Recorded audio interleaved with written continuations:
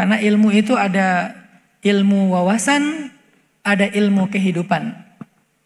Ilmu wawasan itu namanya sakofah. Ilmu kehidupan itu namanya hikmah. Yang kalau dalam bahasa Indonesia sederhananya diartikan pengalaman. Ilmu kehidupan itu namanya hikmah. Yang dalam bahasa sederhana Indonesia diistilahkan dengan pengalaman.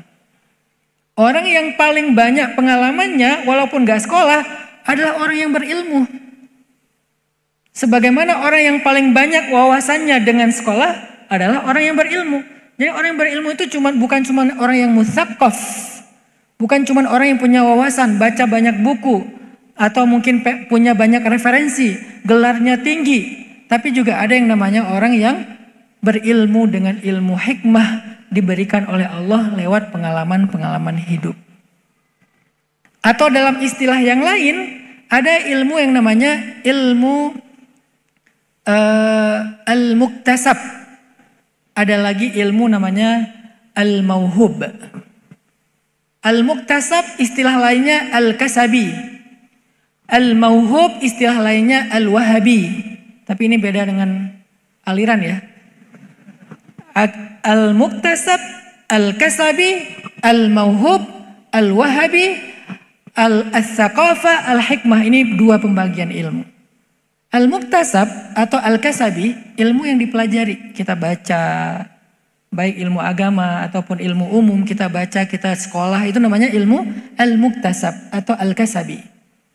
Tapi ada ilmu yang tidak dipelajari, yang tidak dibaca, yang tidak sekolah. Namanya ilmu al-mauhub. Kalau dalam ilmu tasawuf dikenal dengan istilah ilmu laduni.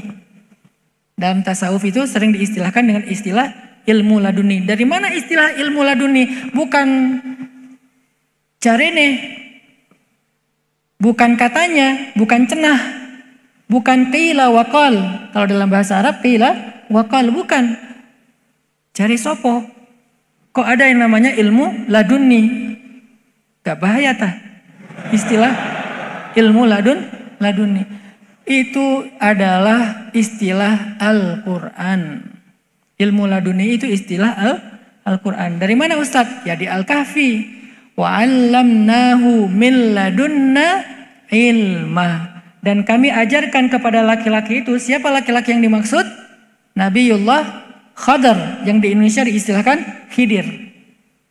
Dan kami ajarkan kepada Khadar dari sisi kami ilmu, dari sisi kami. Kata dari sisi kami itu adalah ladun. Dari Allah langsung, namanya mauhub, dikasih. Nah, ketika Allah Subhanahu wa taala memberikan ilmu kepada seorang hamba yang sifatnya pengalaman hidup, dalam bahasa lain juga diistilahkan dengan hikmah, al-isabah fil qawli wal amal definisinya. Tepat dalam ucapan, tepat dalam perbuatan. Dan itu namanya hikmah.